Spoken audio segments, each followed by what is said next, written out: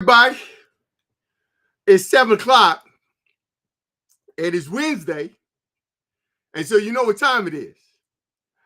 It's chasing gazillions. Ain't the same as making millions. Wednesdays with Fernando and Anthony.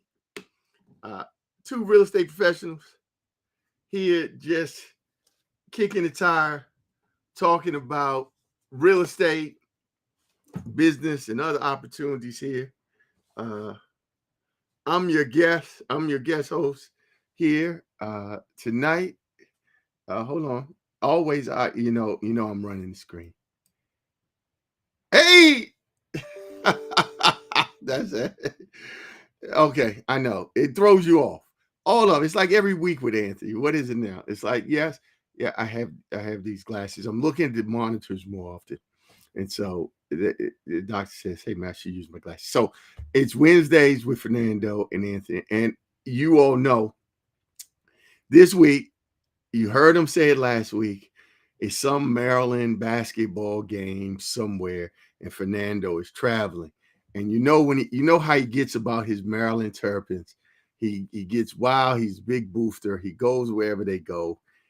We hope that he was going to zoom in tonight from wherever. I think it's in Michigan, but he hasn't come in yet. We hope he's going to come in here tonight, but that's okay because as you all have seen in the intro, the announcement, we got a hot, steamy topic for you tonight. I know you think it's always just about real estate. I know, but you see, here's the thing about real estate, right? People are using. You remember we had the bushcrafter on, and he was out in the woods. That's real estate. Well, tonight we got a special guest here that's going to talk to you about how to be a pimp. That's right. Hey, because they control a lot of real estate in this town. And, so, hey, what they say, put the kids up. It's 7 o'clock. Put the kids up because we got an expert here tonight that's going to come and lead us on a journey on how to be a pimp here in the DMV and make a lot of money. Pimping, big pimping, brother. So I'm not going to waste a lot of time. Oh, well, I did take. Okay, so how was my week? I know you all always want to know about my week. Well, let me see. I did. I'm working, so I was able to. I signed a contract. A client. We put a property under contract, and so we're excited about that. You all know that Melinda is always happy when I'm working, and I actually work and put something under contract. So we put a property under contract here, office space for one of our clients this week. We also for another one of our nonprofits, we successfully entered into a letter of intent to lease a school, 2 schools, as a matter of fact, because we work with the Anthony Rolling Group. We work with a number of nonprofits and churches have a lot of underutilized space, whether it's land, schools, and we are able to create opportunities for them. And we have two schools, 2 churches here in DC that we've successfully were able to identify and secure them with long-term leases to generate revenues to support their ministries here. So if you're out there and you're with a church and you have underutilized space, please give us a call, Anthony Bowling Group, at 240-339-6979. But look, enough about that. I will take up the whole show. Well, because Zajo, just talking about me, but that's not why you're here tonight. So without any further ado, I think that's French, isn't it? Ado, further ado. Let us bring on to the screen Robert Cooper. That's Robert Cooper, Esquire, attorney at law, here, the managing partner with Cooper and Crickman law firms. Robert Cooper, welcome to the show. Welcome to Chasing Gazillions. Not the same as making millions, brother. That's right. It's not. How you doing tonight? I'm doing well. We are so excited. We are so excited. Everybody, the chat line is hot on the block tonight, brother, because they know me. Right. They know me, and they say, well, Boland's going to be talking about how to be a pimp, and they know. I mean, I'm not the brother I used to be, and even that brother wasn't pimping, but not like Iceberg Slim was pimping, but no, not like Iceberg. Not like Iceberg. Not like Iceberg. No. Like you said, he owned some real estate. It was on the corner, but you know, we ain't talking about Iceberg Slim tonight. We're not talking about ice. That was a teaser, everybody. That was in the media game, in the marketing game. They call that a teaser. Although I'm not sure if that's what they call it, but I think that's what they call it. It was to tease you because that's where your mind was. See, that's how you was thinking. That's how you was thinking. Teasing and enticing. That's what tease and entice. There you go. That's right. Yeah. See, so when you show up here talking about I want to learn about pimping, that's on you. That's on you. That's on you. But we gonna still show them how to be a successful pimp in the DMV. That's what the discussion's gonna be like tonight. And if you want me back, I'll come back and we can do part 2 and part 3 of how to be a successful pimp in the DMV. There you go. I love it. Well, Robert, you and I, we have an established relationship, both professionally and personally. Yep. There is no everybody on the show knows that it's the greatest fraternity in the world. The greatest fraternity in the world. That's need to be said. Well, and so I say it every week though. Okay. Just in case. Okay. Just in case. All right. For those that don't know. There you go. They better ask somebody. Need to. All right. But and we've worked together. We've had clients and all, and I'm so impressed and proud of the work you do. Tell the people first before you take us on this journey. Tell them a little bit about you, your background, your history, and all. For those 2 people on the show in this town that don't know you, for those 2 people, go ahead, take time, tell them about you. Go ahead. Sure. Well, Brother Bowling, happy to be here with you and being able to share a little knowledge on the real estate game. So I'm originally from San Francisco, California. I came to Howard University, graduated in 1984 with a BBA in finance and with emphasis in real estate and pre-law. Went on to GW's law school. I graduated there in 1987, passed the bar immediately, worked for the law firm of Jackson and Campbell for 20 years, which gave me my start in this game. While at Jackson Campbell, I represented a lot of local, national, regional clients, and was involved in a lot of things dealing with the law in real estate law. I left there in 2007 with one of the other attorneys from my firm, cashed in my partnership, and we started our own firm, our little boutique real estate firm here in DC and Maryland, where we're both licensed. And we've got some partnerships, relationships with some other law firms in Virginia, and we've just been doing our thing. I have served in various capacities in DC government, as well as practicing law privately. I've been on various commissions and boards and think tanks that the district has put together. I was vice chairman of the DC Housing Finance Agency, which I'll talk about a little bit later. I was also chairman of DC's Housing Tax Assessment Appeals Board, which is now the Board of Real Property Assessments and Appeals. It's a commission now, and did that for about 2 years, while all serving in my capacity as the managing partner of this law firm. I'm involved with a lot of different community-based, faith-based organizations, much like yourself. I'm also chairman of the board of the Lisner Louise Dixon Hurt Home, which is a senior housing facility up in upper Northwest DC at Western and Wisconsin's avenues.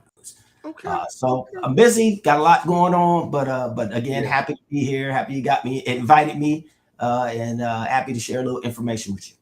Thank you, brother. Well, you know what? That is a vast and wide background of being involved in real estate. Hold on. We see an unusual name here, but we'll see who that is in a moment. But you've done a lot here. Hope it's not the police. Hope it's not the police looking for us. that byline you put out there, the police might be. I don't know. It could be. I'm hoping to see a picture. Although the name is different, it may be Fernando coming in under somebody else's name and information. But again, back to you, brother. Sure. You've done a lot here in this region. You've been involved as an attorney here practicing law in real estate. You've served on a number of commissions. I was on that Board of Real Property Assessments and Appeals back in the day. You've gained a lot of experiences. You know a lot, L&T and the like. Before I jump in with any questions, start the journey about where you want to take us this evening. Sure. Well, so what I wanted to do is talk to you about PIMP. And also along with me doing practicing law and doing all these things, I'm also have been a real estate investor myself. And fortunate for me, I have some credentials and background in doing the work myself. I was a general contractor, home improvement contractor here in DC for a while, and I was also doing a lot of my own work, had my own team. So I know a lot about it. So what we're gonna do under PIMP? So it's PIMP. First P stands for property. Okay, that's simple. We're gonna talk about various forms of property ownership, and things of that nature. The I obviously stands for investment. Okay, there's different portals and different ways and things that you can, sort of protect your investment. Third is management. It's essentially important that you got management, and we can talk about all of that. And of course, the last one is partnering or partnership, and the different forms of ownership and things that you can do to, again, protect yourself, protect your investment, and make some money being a PIMP. And make some money. I thought that last P, now that we're talking about, I thought that last P was going to be profit, but partnering and profits, all the same. It's all the same, all the same, all the same. Exactly. So, that's where we are going to lead this journey, this discussion, and hopefully I can answer some questions. From your, let's kick it off. Property. Come on, talk about property. So obviously you got a whole slew of different. Let me throw this one out on property. Okay. I've been practicing real estate professional more than 37 years here in the district, and lifelong second generation Washingtonian, and it befuddles me. It makes confusing for the people that don't know befuddle.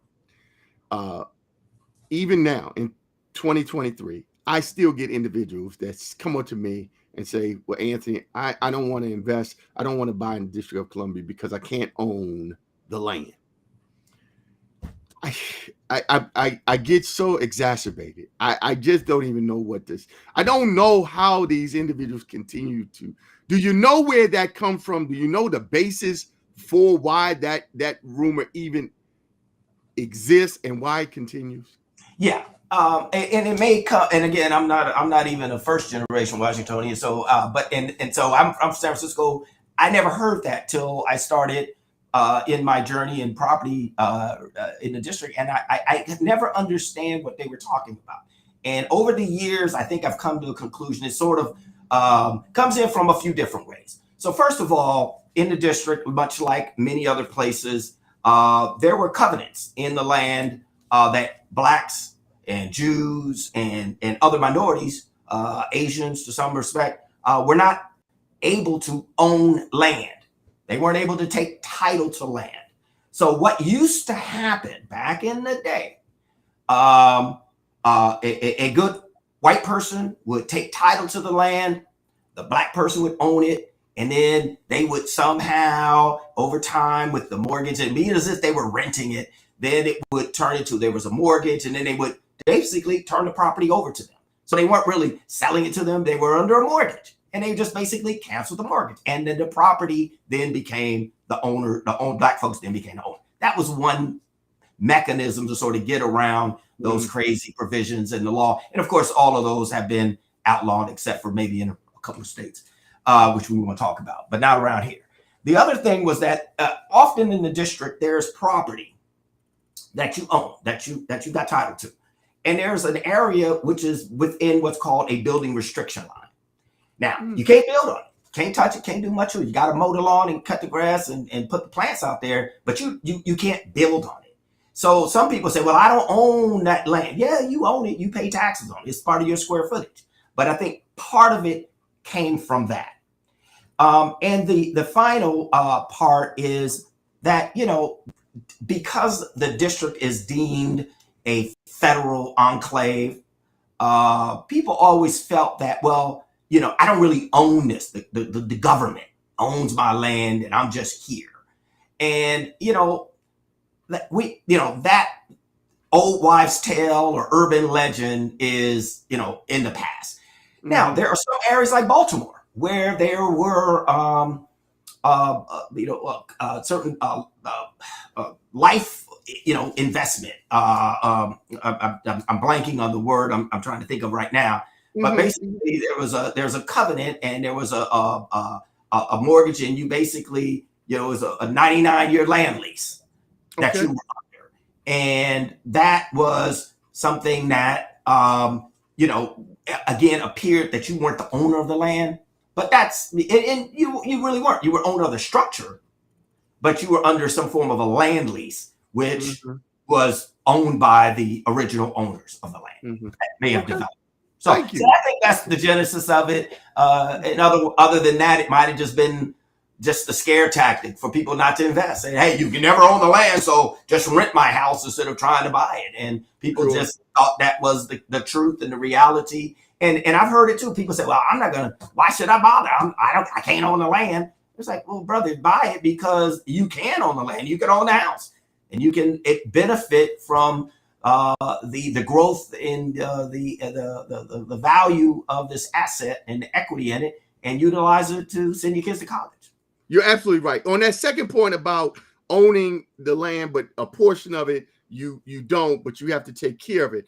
I think you're right that back in the day, grandma, particularly in the district, where when the city came through and wanted to widen roads or develop areas in Southwest, and they took what used to be grandma's front yard where all plants were to widen the road, or they used what they call the power of eminent domain, and they quote took grandma's property. But the truth is they were compensated.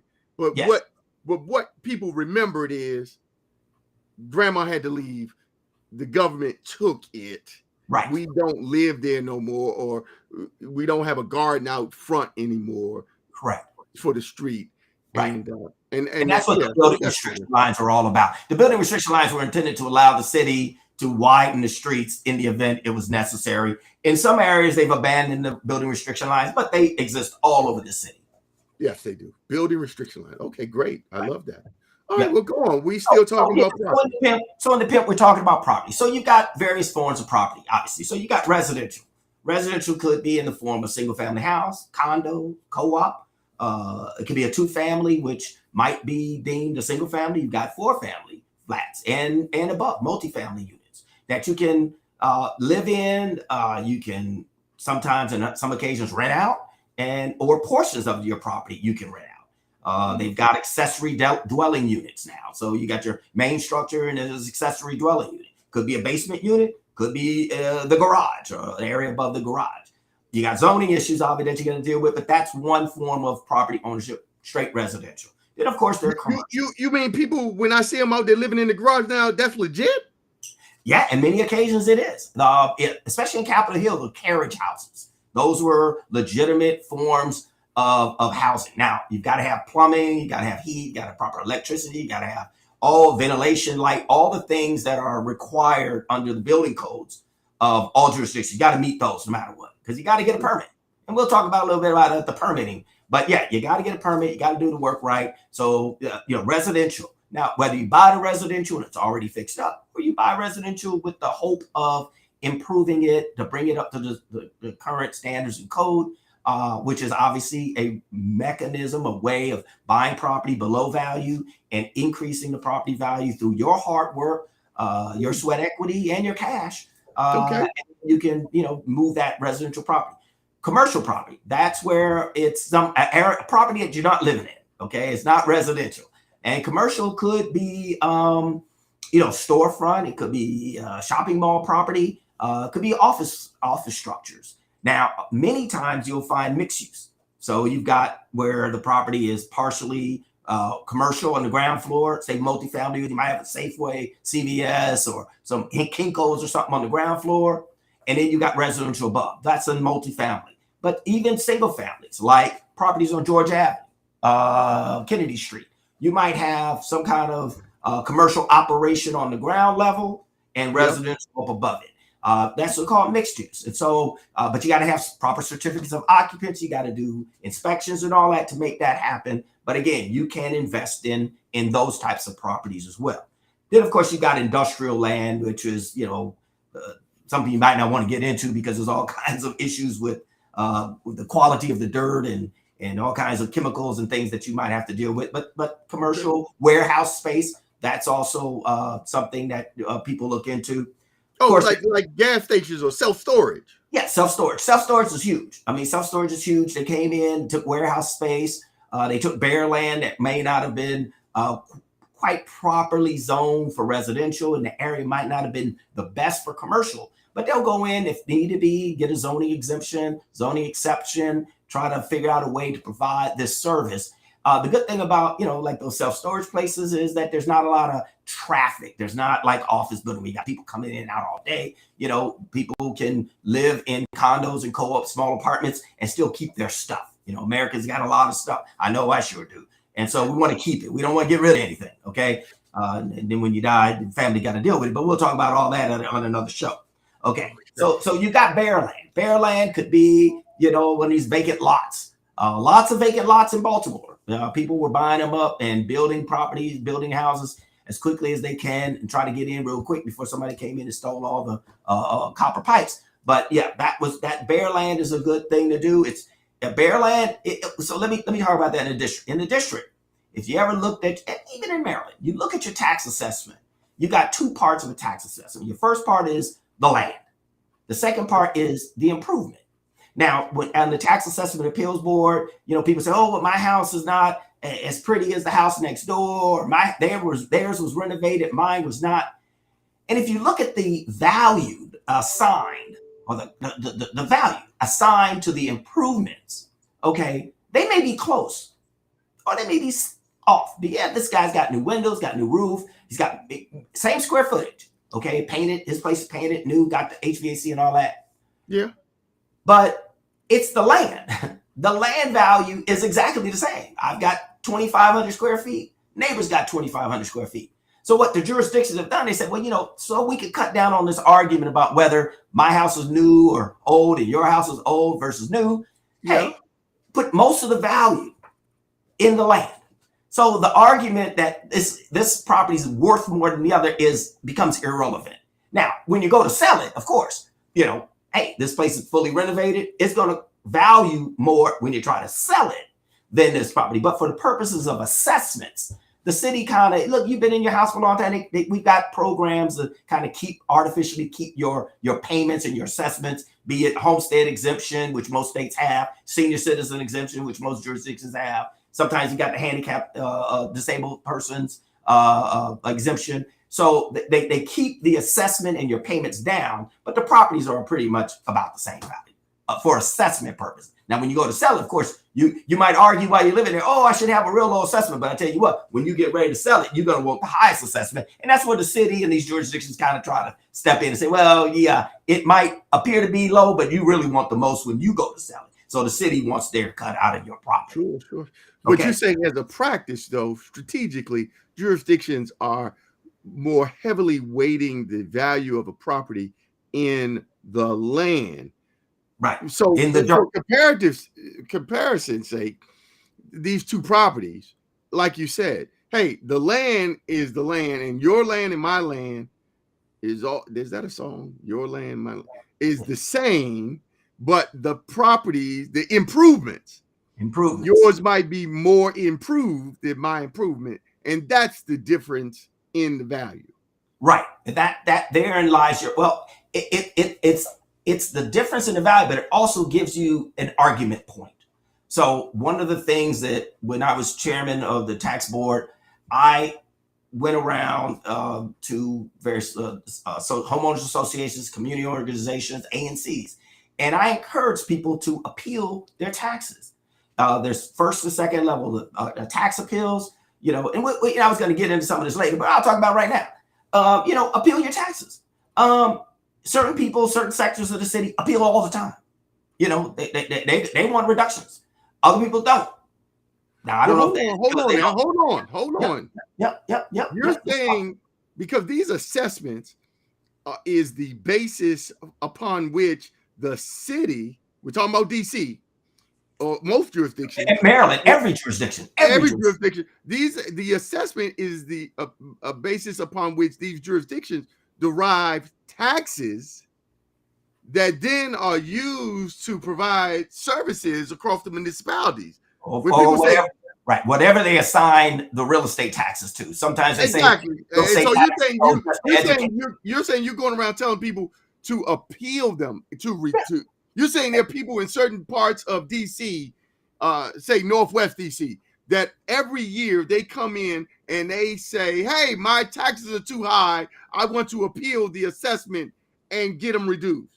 Well, I'm not going to sit here and say that they always get it reduced, and mostly the commercial. But they come in and ask for it. The commercial property owners came in all the time. They're the big ticket items, the residential, and the gross, the totality of the properties. Yes, there's more residential properties in the district than commercial, but let me tell you something: the tax base is the commercial properties. Okay, and they come in and they appeal. They talk about, well, I haven't been collecting my rent, especially during the pandemic. I don't have this, I don't have that. My building's older. It's got all these capital improvement needs. And they come in because the city bases their budget in part on tax revenue. So a year earlier, they say, how much are we going to get from all our properties in tax collections? And the accountants and the Office of Tax and Revenue goes through all their programs, and they say this is how much we estimate will be collected in city taxes and county taxes out in Maryland and overall state taxes from real property assessments. Okay,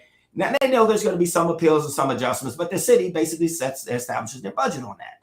Now you can come in and appeal. You might win, you might lose. They might raise it, they might even lower it. Well, they might lower it, or they might even raise it, depending on what the level of evidence. So you got to have competent counsel when you go in there, because there's several levels of the appeal. First level appeal is with the guy or the gal who did the assessment in the first place. They're loath to change it, but if you make a good argument, they will be fair and they might consider a reduction. If that doesn't work for you, then you got a second level appeal. And this is pretty much across the country. Second level appeal, that's where with the agency, like at the Board of Real Property Assessments and Appeals, the Commission of Real Property Tax Assessment Commission. You go there, you make your argument before a panel. You can have counsel at any of the levels, but you could have counsel there, and you submit your arguments and submit your evidence. The city will come in and say, no, it shouldn't be increased. It shouldn't be reduced because this, that, and the other. Yeah. They'll issue a decision in a statutory period of time. Very good people, very competent folks over there. And if you still don't like that decision, you could appeal to the DC Superior Court or Court of Appeals, and they'll take it up from there. So that's that. And I was going to get into that a little bit later. So now we've already discussed it. So I don't need to talk about that. We said, well, you know what, Robert, here on Chasing Gazillions, not the same as Making Millions, Wednesdays with Fernando and Anthony. Although Fernando is always on the road. And I'm here. It's our show. Feel free, brother. You all Okay. right. You All right. got plenty of time up to the top of the hour. Okay, well, we got to get through some stuff. So obviously, the other type of land is farmland, and of course, most of that there's not much farmland in the district. That's out in Maryland. But let me tell you something. Well, up around at American University, that used to be farmland. It used to be former military space, and there was still some swaths of land in D.C. that's relatively large for development. St. Elizabeth out there. So farmland. Obviously, you can convert farmland, you can build subdivisions and all of that. And I'm doing that down some land I got down in Virginia. So, property, again, there's first-time home buyer programs, NACA, other jurisdictions have other programs, affordable housing, Urban League runs one. And of course, that's the main goal of the housing finance agencies is to provide funding and supportive services for people who want to get into first-time home buyer program, affordable housing projects by developers or by individuals who want to get into that and do taxes and bonds and things of that nature. Okay. So that pretty much covers our array of property types, because I know some people say, I don't really understand. So that's pretty much what you got. So now the investment part. So the PIMP, the I in PIMP, or the we in PIMP. The I in PIMP is investment. Okay. So how do you get the financing? Somebody says, look, I want to do this, but I don't even know where to start. Well, the first start is to try to define what kind of property you want to get, whether you're going to be an investment property where you're living in it and utilizing some of the rental income to support the financing, because the banks look at that. They don't give you 100%. So you say, look, I can rent the basement for $2,000. Well, they probably going to give you about 40, 50, 60% of that rent towards your indebtedness. So, whose money are you going to use? Now you hear these, buy quick schemes and all of that, and, use somebody else's money. Yeah, using somebody else's money is called hard money lending.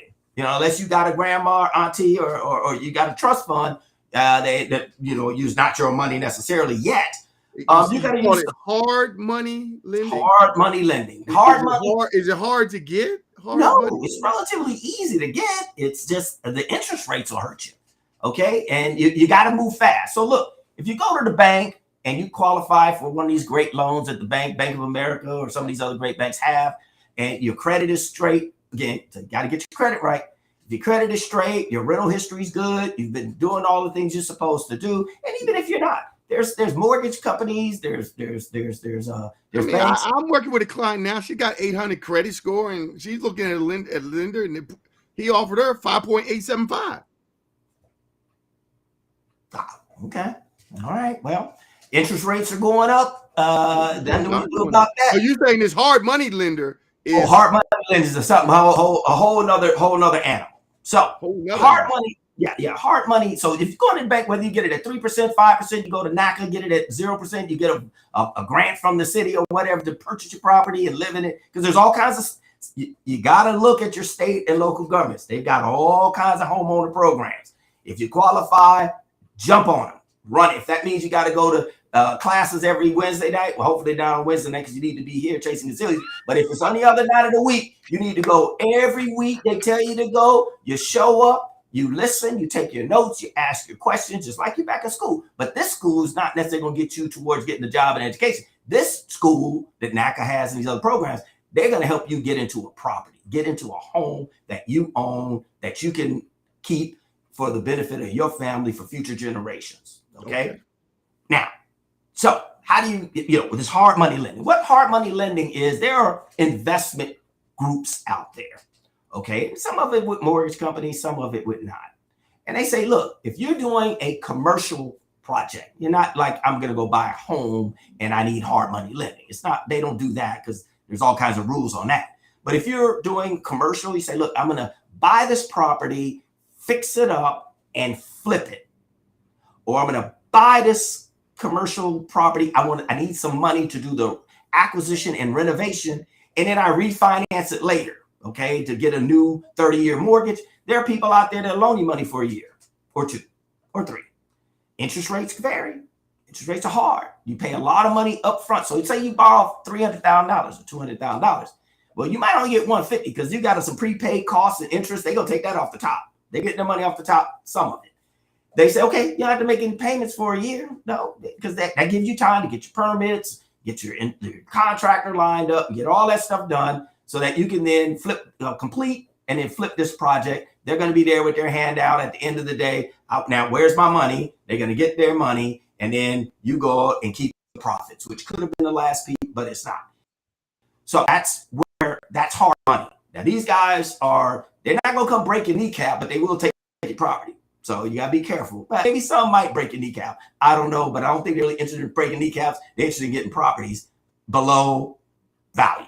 Okay, if they loan you the money, they know they only put so much money into the property. You might have to have a little bit. But that's what these programs are all about. Talk about use somebody else's money to buy the property. Now, obviously, if you got an auntie or uncle or somebody's got a lot of cash, and you say, look, I'll do an agreement with you. I'll pay you his money back. I'll give you, 5% interest. It's more than you make it in your bank account. It's secured. I'll put a lien on the property so you know the money's good.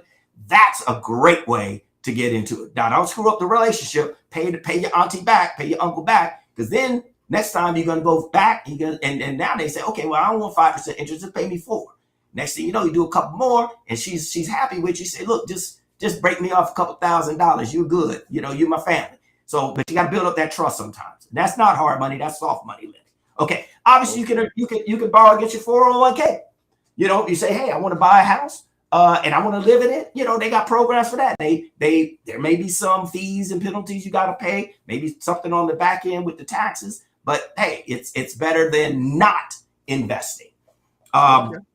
If you want to do this investment piece, please get an attorney, get an accountant, get a real estate professional like Anthony Bowling to help you through the process to purchase, acquire. There are estate sales.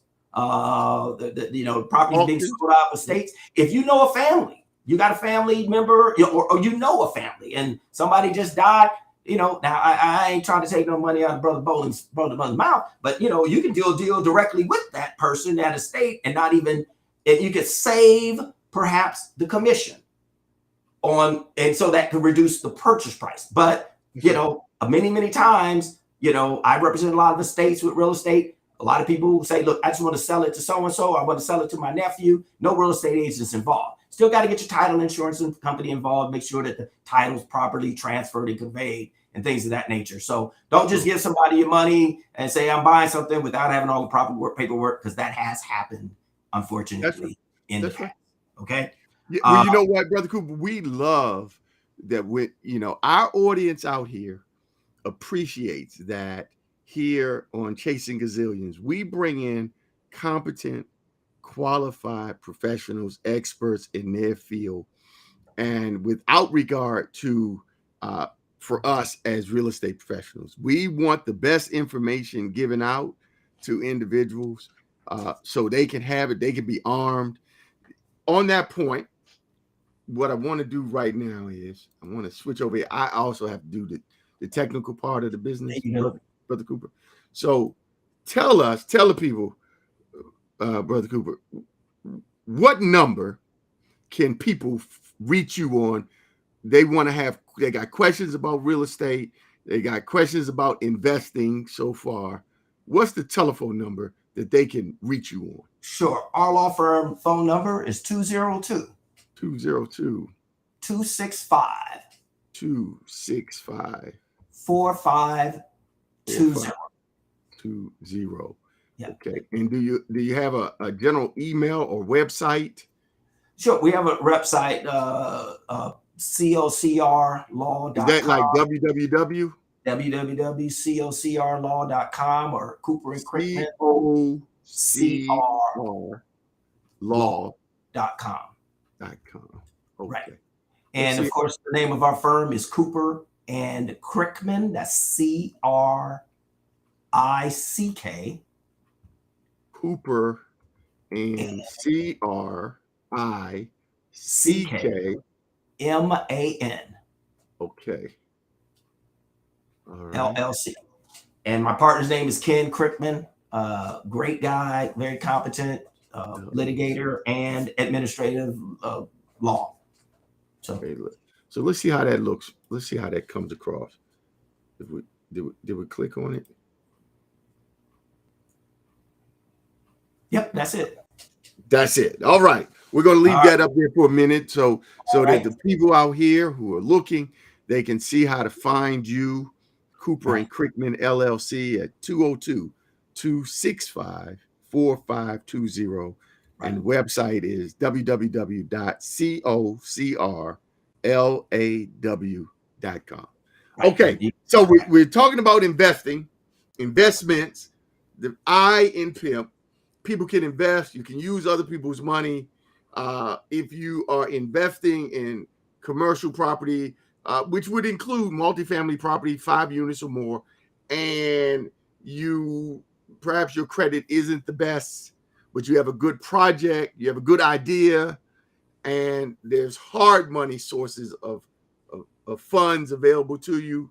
People can loan you 200, take 50 off the top. Whap! That's hard. That's hard. That's hard. And then you only got 150 to work with, but at the end, you owe him the 200. Right. Oh, the 200. It's hard, but you know what? It's hard, but you know what? Many of these developers out here flipping these houses, that's what they're doing. They're not using their own money. You know, why use your money when you use somebody else's money? And if the project goes bad, hey, turn it over to the hard money guy. Let him finish the project. That happens a lot. Okay, so because it takes so long to get permits and the things of that nature. So the people who are really successful in it, they pretty much do cookie cutter. They have the same drawings. They just change the name, the address of the property, and maybe put the new lot and square in a new survey, and they're off to the races because they already know what they're doing. Okay, exactly. So on the third is the M, and I've coined this. This is just management. Okay, so when you get your property and you get your multifamily or even your house with the 2 units, or if you get a condo or co-op and you're able to rent it out, you got to manage it. Okay, you got to maintain it. You got to keep it going. You got to don't get multifamily if you don't want to hear from your tenant. And if you're a tenant, you know how you are. Just think the other people that's the tenant going to do the same to you. Okay, so don't worry about taking your gun down there because you're going to get somebody because they ain't give you your money. Say, better have my money. But sometimes people don't have your money. And, Iceberg Slim would handle it in one way. You got to handle it through the courts. You can't just go down there smacking somebody around talking about, where's my money? You got to manage your property. You got to get competent counsel. You can't just self-help eviction. No jurisdiction has self-help eviction. Okay. But some people believe that they can. Now, if you're going to manage it yourself, fine. There's a lot of pitfalls. There's your time, perhaps even your personal relationship with the person. You brought your friend in, your sister, your cousin, and now they don't pay the rent. Now you got to deal with them. And when you go Thanksgiving dinner, they owe you that money. But there's only so much you can say. Then you want to sue them, and then everybody say, "Why are you suing JoJo?" You know how it is. So, and then the cost. You got to deal with costs of owning and managing a property. Now, when you're a tenant, or even some degree a condo. Some things are taken care of by other people. You don't have to deal with it. You own a house, you own multifamily unit property. Not a day goes by when something don't go wrong. Sometimes I still wish I was in my efficiency apartment down in Southwest, looking at the Southwest Freeway, but I couldn't. I had to get out of there because I wanted to expand my wings. So, but that's some people who will live in somebody else's property for all their life. Some of you thought your grandma owned that house. No, she was renting it, but she was taking good care of it because the rent was really, really low. Because the owner who lived in Potomac said, it's your house, you live in there now, and I want to hear from you, but on the first of the month, I want my rent. Okay, so grandpa fixed up everything, the pipes and all that. Okay, so that's the one thing. So it's a cost to that. Or you can get professional management. Now, on professional management for, your basement apartment, you upstairs, that might not make sense because the cost might outweigh the benefit. But those run, I think, about 4 to 8%, Anthony, the cost. Yeah, I would think so. In that kind of situation where because essentially it's just rent collection that they're providing a service for you and finding you a tenant. Well, finding you a tenant, but also for the 3 a.m. call when it goes bad. Right. You want somebody to take that call. You want somebody else to take that call. You don't want to, whether you at home sleep or at the club, you do not want to hear about a water pipe bursting. Now, I have a property management license. I've done property management, single family and multifamily. I don't do it anymore. Don't give me, I don't want your business. But Right. I'm here to tell you, in my experience doing property management, water heaters and furnaces are manufactured by the manufacturer to break at 2:49 a.m. in the morning. Right. All the None, time. they don't break during the middle of the day No, with now, they all 240. They break. There's a timer on them.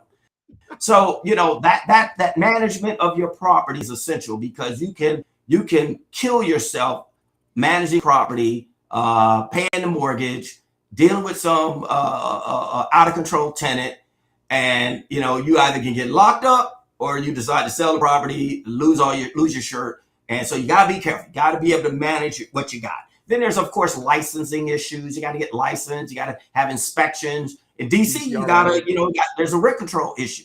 And we talk about that.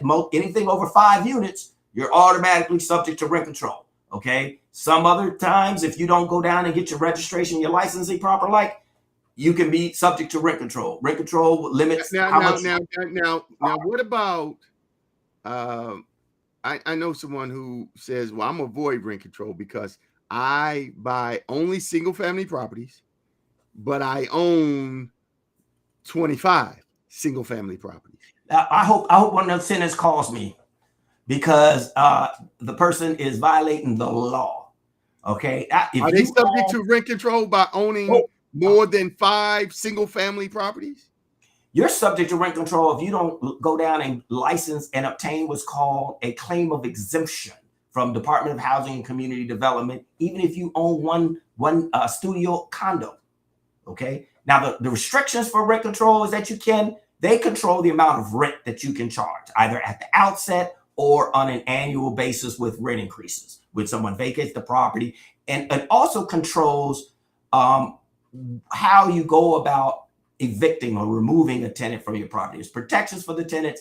Every jurisdiction, except for maybe Virginia, protects their tenants. Virginia is a little different. If you're gonna pay your rent, the landlord can come throw you out. I mean, I don't practice law in Virginia, so I'm not gonna tell y'all what the Virginia laws are, but look them up yourself. It's not pro tenant like DC is or Maryland. Okay, right. So bottom line, get your licenses, get your registration. That person that owns 25 units in the District of Columbia and is not registered, all those units are subject to rent control. Now, see, the problem that person is going to run into is when they want to go evict the person. Unless they just completely violate law, just throw the person out, which is called self-help eviction, which is illegal. The only way they can get to court is to show the court that they went and registered their property or got a claim of exemption. Claim of exemptions are primarily, I own less than 4 units. Okay. And so if you own less than 4 units, you go down, you get your exemption, they give you a little piece of paper, give you a number, and you get your license. The DC wants their money, so you got to pay for your license every year, every 2 years.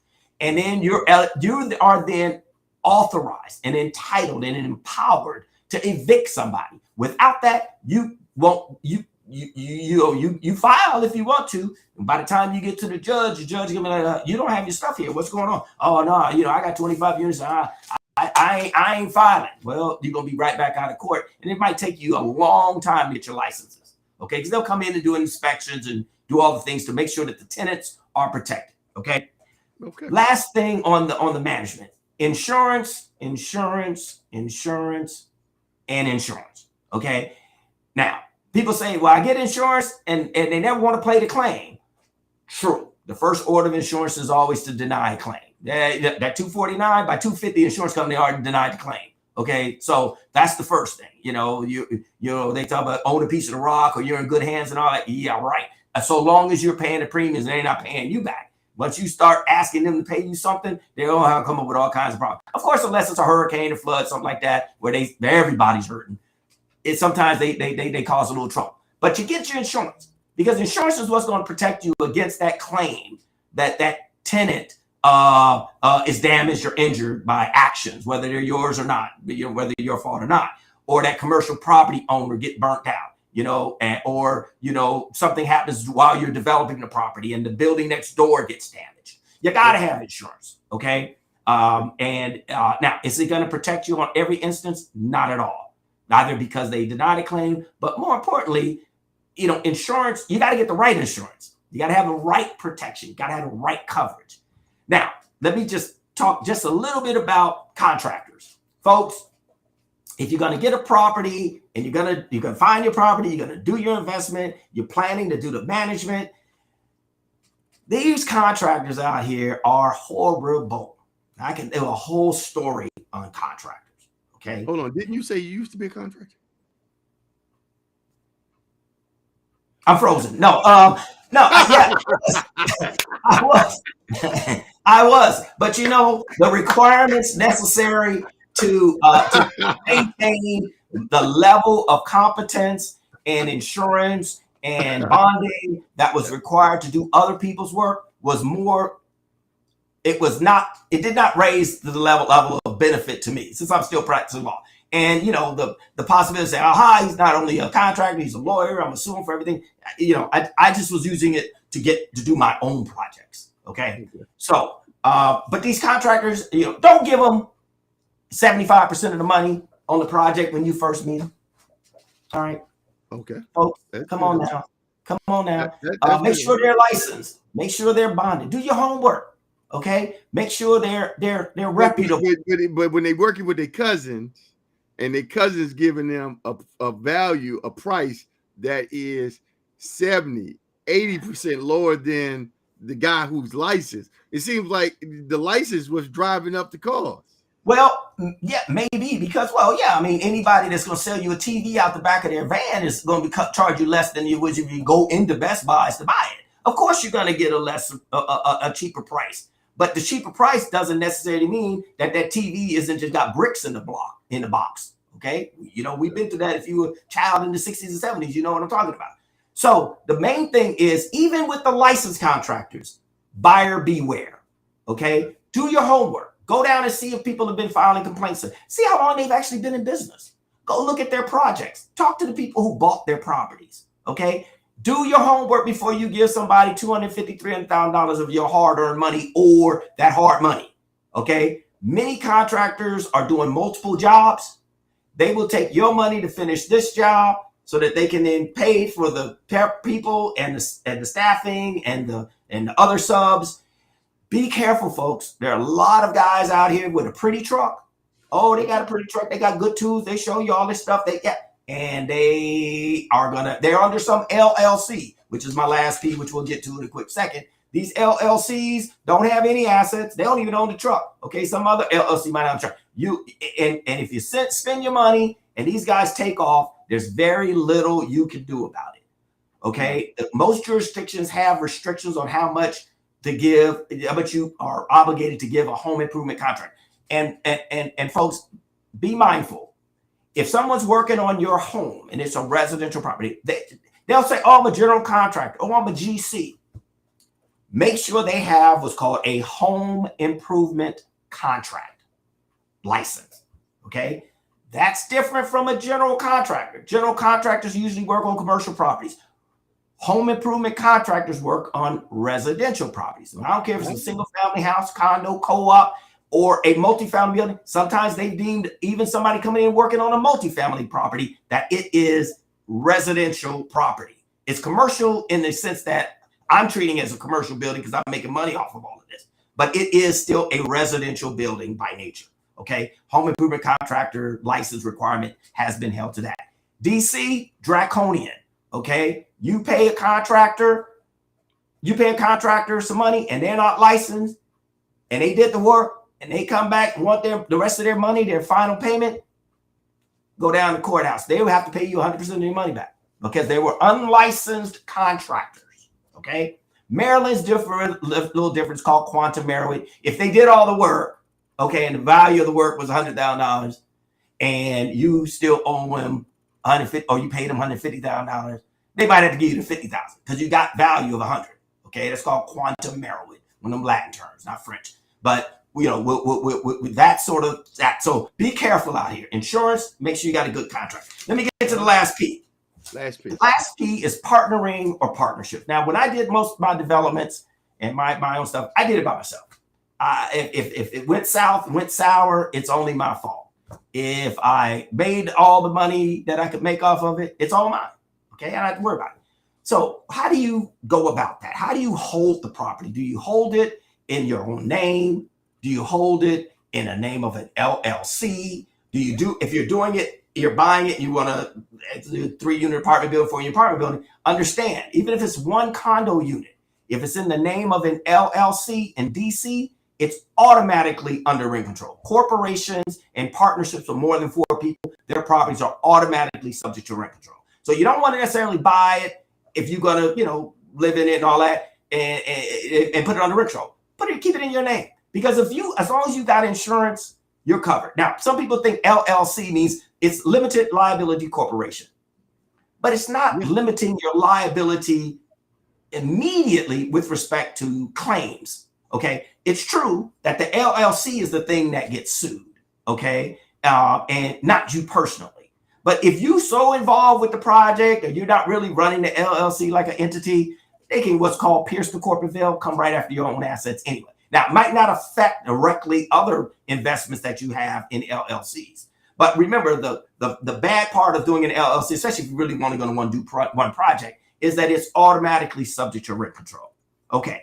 Now, do you do it alone? Do you do it with friends? Do you do it with family? Well, again, friends and family are important. Things like this kill relationships. Oh, he did this. Oh, he did that. Or they didn't do this or that. And it can dampen relationships. So if you can, do it by yourself. Okay. If your brother's real close to y'all, understand each other, y'all been fighting for years and y'all been dealing with it and loving each other no matter what, then make it so. Think about that.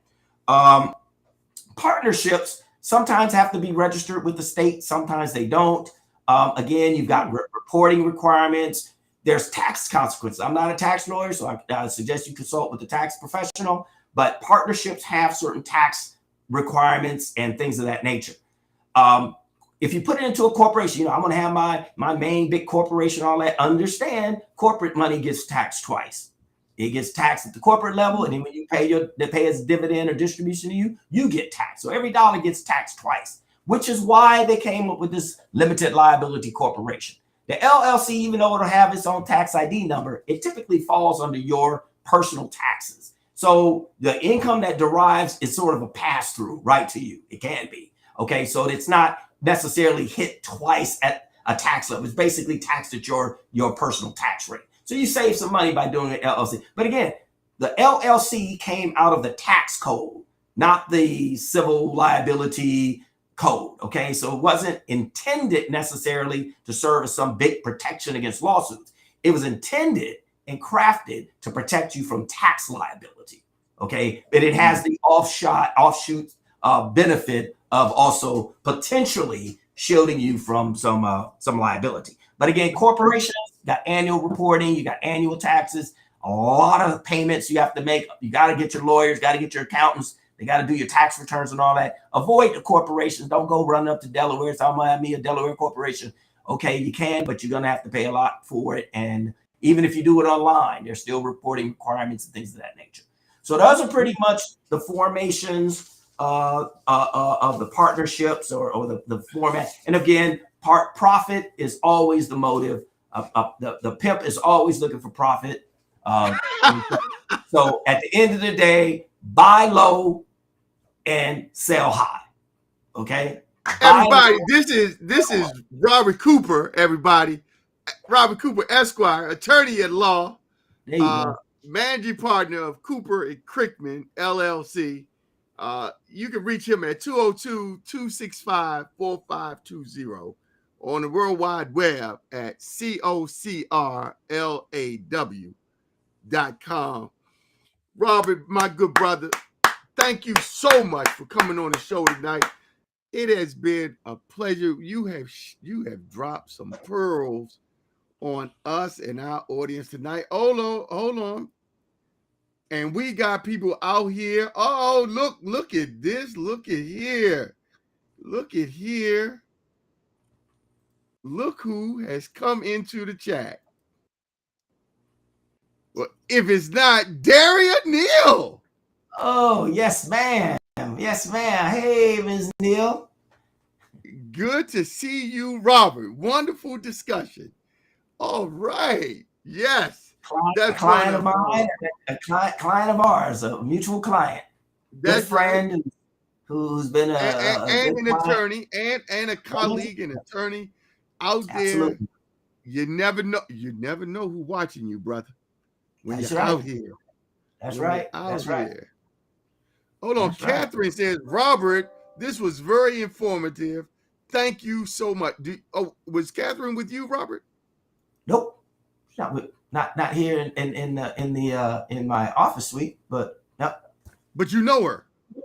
Yes, I think so. I think I know who you're talking about. She just came in and said, Robert, this was very important. She had come in and was listening. I didn't bring her into the panel, but she says, thank you so much. And Yes. Let's see here. I think I know who you're talking about. Yeah.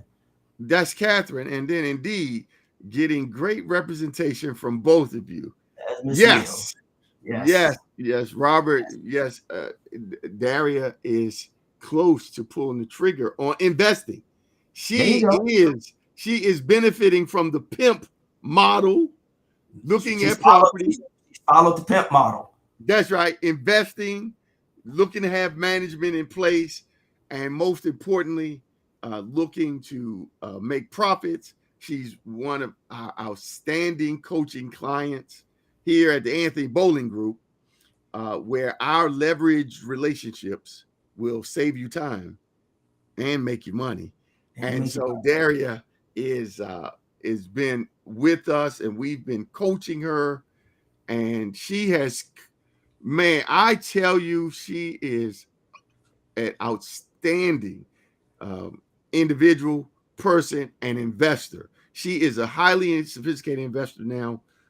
From when we first met, the way she looks at property now, and the eye she has, and when she looks at a property and she's evaluating and she's looking for the cash flow and the numbers. And I greatly appreciate when you made the referral. And, yes, sir. Yes. And so let me just real briefly talk about the profit thing. Sometimes people want that immediate profit, immediate gratification. The big boys buy properties. They might even be paying more than it's worth. But it's the long game. It's what are my grandchildren? How are my grandchildren going to benefit from this? Okay. Mm-hmm. And that's how, if you've got family or you intend to have children, you want this generational wealth. So don't worry about, how it's hurting me right now. Okay. Think about the long game. In 30 years, if you get 30-year mortgage, properties are paid off. By 30 years, you're still around. Your kids are good. Your grandkids are coming into play. Maybe you're looking for developing intergenerational wealth that can be passed down and built upon. And next thing you know, you're like one of my good clients, the K-Fritz Foundation, K-Fritz Company, God bless, Calvin K-Fritz recently passed. But, they built properties back in the 30s, which their, children, grandchildren, great-grandchildren are still owned today and are benefiting. The properties are worth a gazillion more than it was when they built them. Okay? That's right. Because chasing gazillions ain't the same as making millions. That's right. That's right. That's right. Well, that's wonderful advice. A lot of our coaching clients in this current environment are seeing that the upfront profit margins are thin. And so they're having to consider acquiring a property that they're going to hold for the appreciation that comes from holding a property 3, 4, 5 years that you can't get out in a year or two. And with that means upfront, those early years, maybe they are only clearing $200-$300 a month. And sometimes you're not even clearing that. Sometimes you're not clearing that. Get a vacancy. You're paying out your pocket. But in the long run, hold on to it, because even if it's hurting you a little bit right now, it's the long game.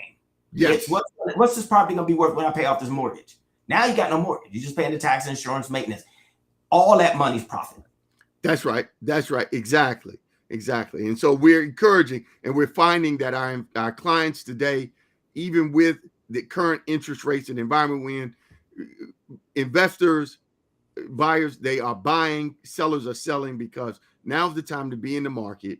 Yes. Because this will pass. You and I, Robert, have been around this industry 20, 30 plus years. We've been through these cycles that we have seen and participated in that come and go. They go up, they go down. And nothing stays down forever. Right. And the party don't stay up forever. I mean, it's a long time, sure. It can be a long time that it's been up. We have real estate professionals here at the Anthony Bowling Group, and they have been in the business 5, 6 years, 7 years, and they've never seen interest rates above 3%. Right. There you go. And they're like, what? And now they're like, what do we do? What do we do now? You know, and the truth is that the National Association of Realtors are projecting that 40,000 real estate professionals are going to be getting out of the business in the next 2 years. I won't be one of them. That's right. Because and it's not that I don't want to get out, ladies and gentlemen. You all know my story. You know, Absalom, my son, is a junior in college. Eliza, my daughter, is in graduate school. And I'm sorry, my lady is always looking for me to get out here and make it happen. So I'm not getting out of the business. That's right. I'd like to. Yeah, you can't. You can't. I can't get out of the business. Can't get out of the business. Hey, guys, this has been Robert Cooper. I know you all are saying we've gone above and gone over the hour, but sometimes it happens. Sometimes the quality of the presenter and the information they're sharing takes us over. You know, we like to cut it off at the top of the hour, but sometimes, you know, for your Kappa brother, you make some exceptions. That's what privileges are about. That's right. You make some exceptions. Right. Well, thank you for having me again. Yeah. Thanks all of the crew that turned out tonight to listen. Wish you the best in your real estate acquisitions. If you need professional help, obviously the Anthony Bowling Group is a phenomenal resource. I can help you out, get you a good accountant, get you a good tax person, get you somebody who knows your finances and can get you some good financing, and you'll be just fine. Everybody, it's the PIMP game, brought to you by Robert Cooper. I wore my gold chain. Hey, brother, all the best. Thank you. Thank you. Hey, man, have a great evening. Yes, sir. You too. We'll talk with you soon. All right. All the Sounds best. Great. Thanks, everybody. All right. Bye-bye.